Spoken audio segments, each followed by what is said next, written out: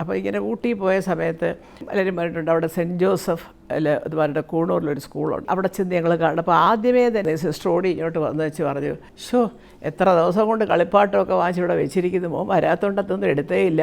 അപ്പോൾ ഇന്ദിരൻ സ്കൂളിലാണ് ചെല്ലുന്നത് എന്നുള്ളത് ഇന്ദിരന് മറന്നുപോയി. വളരെ ഉത്സാഹമായിട്ട് ഞങ്ങളോട് വേഗം ടാറ്റയൊക്കെ പറഞ്ഞേച്ച് കയറി അങ്ങ് പോയി അവൻ ആ ടോയ്സൊക്കെ കിടക്കുന്ന റൂമിലേക്ക്. അങ്ങനെ ഹോസ്റ്റലിൽ നിൽക്കുക ഇന്ദിരൻ. പക്ഷേ അതിന് പിന്നീടൊരു മാറ്റം വന്നത്, ഇവർ മദ്രാസിലേക്കാണ് ഈ എഴുത്തുകളൊക്കെ അയക്കുന്നത്. അപ്പോൾ അന്ന് ഇതുപോലെ മൊബൈലിൽ വിളിച്ച് കത്ത് വന്നെന്ന് പറയാനുള്ള സംവിധാനമൊന്നും ഇല്ലാതിരുന്നുകൊണ്ട് പെട്ടെന്ന് ഒരു അവധി വന്നു. അപ്പോൾ അവർക്ക് കുറച്ച് കൂടുതൽ അവധി ഉണ്ടായിരുന്നു. അപ്പോൾ കുട്ടികളൊക്കെ പോവുകയാണ്, വേണമെങ്കിൽ ഇന്ദിരത്തിനെ വിളിച്ച് വീട്ടിൽ കൊണ്ടുപോകാം എന്നുള്ളൊരു അറിയിപ്പായിരുന്നു അത്.